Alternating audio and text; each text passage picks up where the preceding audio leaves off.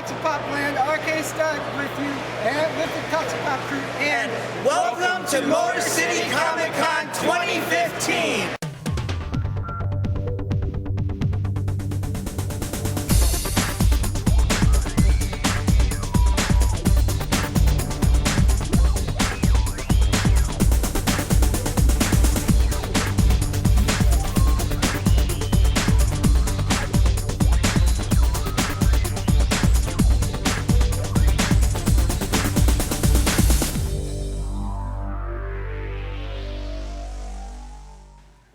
Mentioned, I think, on your podcast, you didn't really elaborate on it, but you were talking about the only time that you beat Uncle Gene.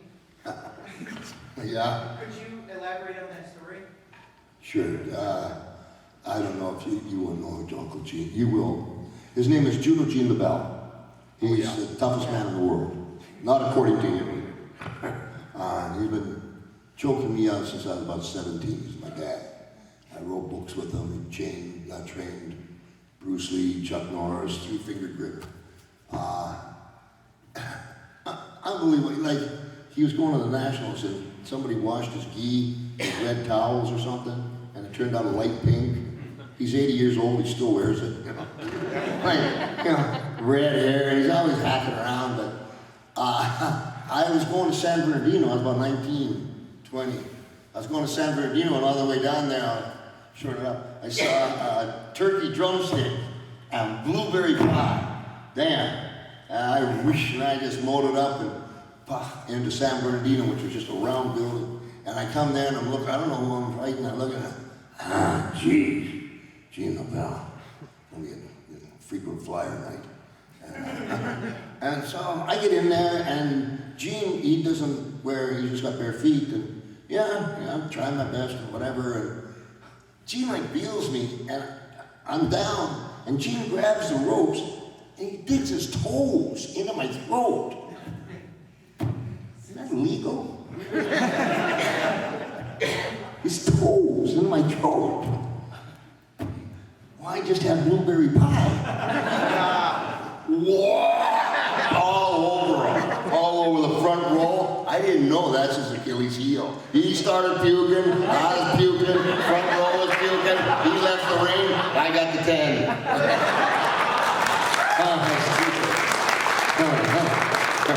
To punish me for it later on, I had to do a match called Loser Gets Run Over by a Motorcycle. And I got ran over by Uncle Gene a couple times. Heidi Fleiss says nothing on me. Roddy does Dallas, yeah. You were on an episode of Walker, Texas Ranger. What was that like? Oh, God, he's such a good guy, man. Walker, Texas Ranger. When I got the script and I got to the set, Chuck actually took out either 2 or 3 scenes of his, so it would allow me more time. Yeah, and he's a man's man. Him and I have something in common. As far as we don't mind giving him the shirt off our back, but don't try to take it. There's that one thing there. Chuck doesn't like to don't be the brunt of the joke kind of thing, you know. I think most men are maybe like that. Sir? One more question. Okay. Yes, sir. Trump's been going off against the government. What do you think about what he's saying? Say it again? Trump's been going crazy talking about Obama and what's going on in the government. In the government?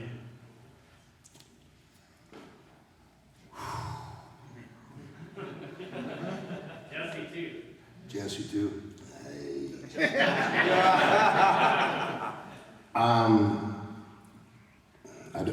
I don't really give political opinions. I think that because I'm not qualified, I'm not a United States citizen, I'm here as a guest on a green card. I think this one, I'll tell you what I think. Two different things maybe we're speaking about, the world and the crisis that's going on over with this ISIS and all whatever else is going on, you putting a guy in a cage, etc. I don't get it. I don't get it. Then you got people in the greatest country of the world, America, that are turning on their own people. It's coward. Take a stand. It's coward. But with the police situation, I'll tell you what I think, and I'll just tell you what I think is the truth. I think that the Americans were built on not being bullied, taxation without representation. You threw the tea in the sea, whatever you did there, when the Dead Sea was just sick. I don't know what you did there. I can't remember. Oh, Boston. You threw the tea in Boston. Here you go. Think about this for a second. Bad boys, what you gonna do? What you gonna do if they come for you? Bad boys, what you gonna do? What you gonna do if they come for you? Bad boys, Is it getting old yet? Yeah. Now, you got a government entity, and you've allowed a camera crew to come in and make them superheroes. So to make some network a bunch of money. But I can tell you because of what I do, if that, I don't know, 20 years you've been hearing that, I get to the point, what am I gonna do? Why don't you step up and I'll show you what I'm gonna do? One, which is like so wrong. Two, if you think that those guys, after a while being on that show and being on film, don't go in the back on their own time and go, hey, I saw you, man. It's human, you can't help it. Over a period of time. And when they put that uniform on, and I'm a big policeman guy. I am. One of my son-in-laws was a captain in the Army, wounded twice. Mother's a Green Beret, just came out of LAPD. But, thank you. But for so many years, they've been playing this and we've been watching them. It gets to the point, I think, that on the inside circle with the policeman, where you might say something to a policeman that has never been on TV in uniform, and he would take it just about how you said it. But if you get to be on camera enough, you can't help but when someone says an insult to you, you overreact. It's almost a knee-jerk. Oh, you're saying that to me?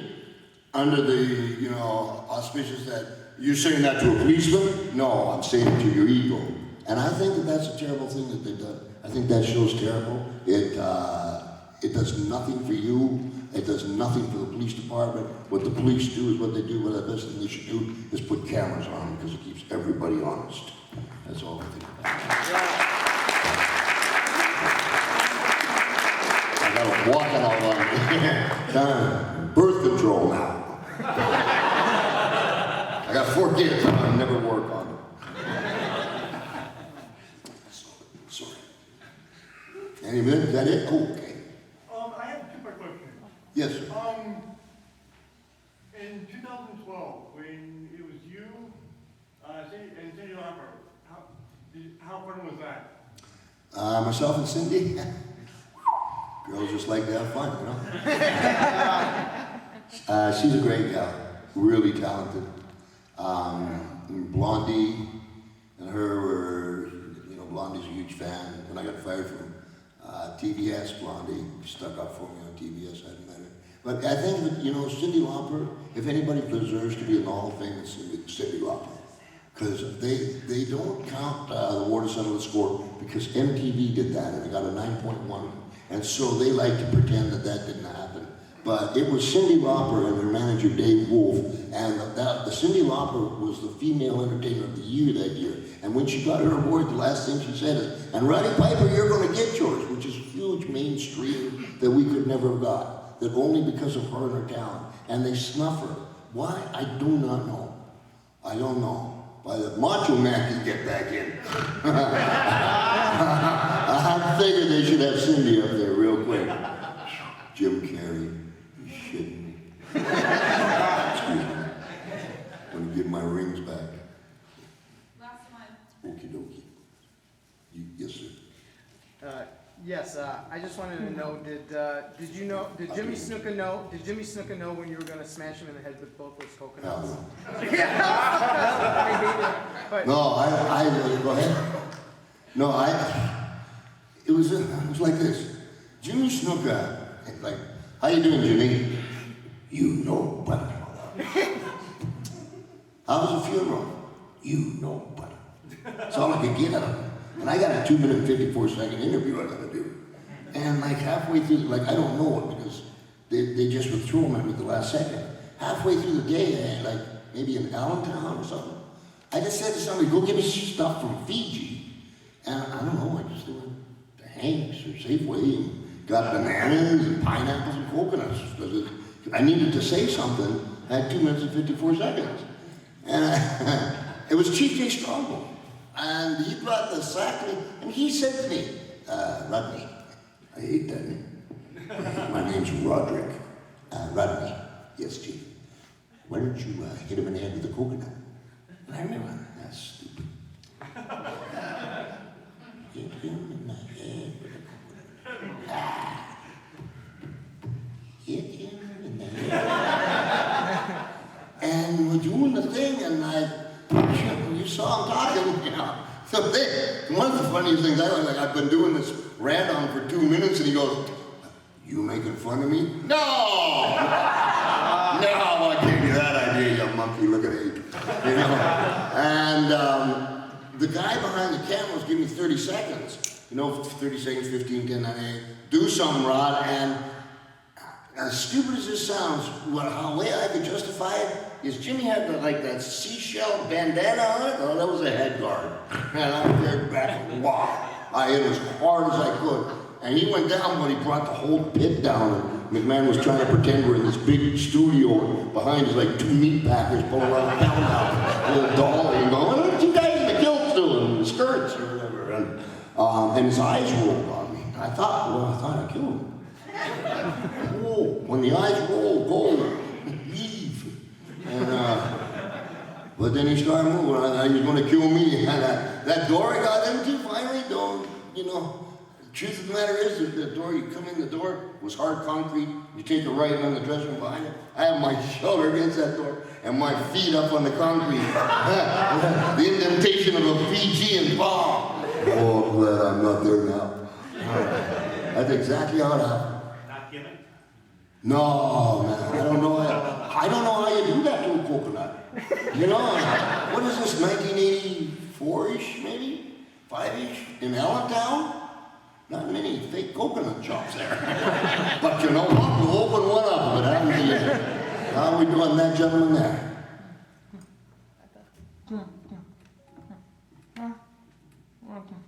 On Wife Swap, did you have a fun time?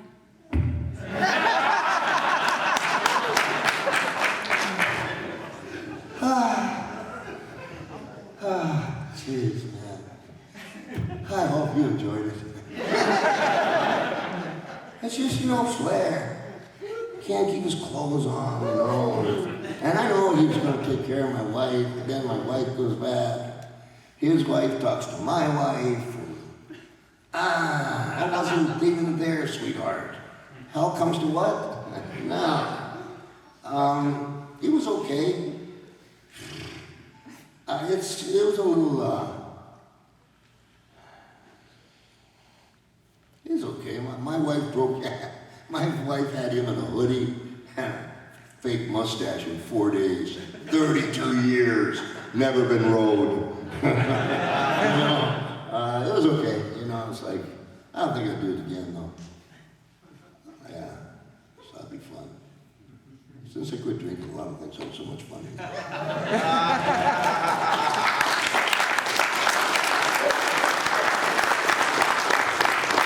I love you too. Thanks for giving me some of your time. And you got one more I'll do, and then I'll go. Appreciate it. I think the word athleticism is a good word for the athletes today, and the wrestlers certainly are that, but you certainly have had to get hurt, really hurt, in the mess, and they always say they've had surgery and stuff. I guess they really are away for a period of weeks to really recuperate from real injuries. Yes, sir. That's true, I guess. Yeah, the surgery, my neck, I broke my neck, and I didn't know it for about 6 months. I just thought it hurt a lot. And then went to UCLA, and they put 7 screws in it and fused 4 things. And it was supposed to take a year, but then 2 months I was back out. A little too fast. But then I thought my shoulder was hurting too. It turned out I broke my shoulder too. So last October, they put 9 screws in here, pulled everything up, put stem cells in. Now I'm going for a bionic. My right hip was replaced in '94, and I got 3 screws in the right ankle. TSA guy pats me down, I'm ready to marry him. I love you with all my heart.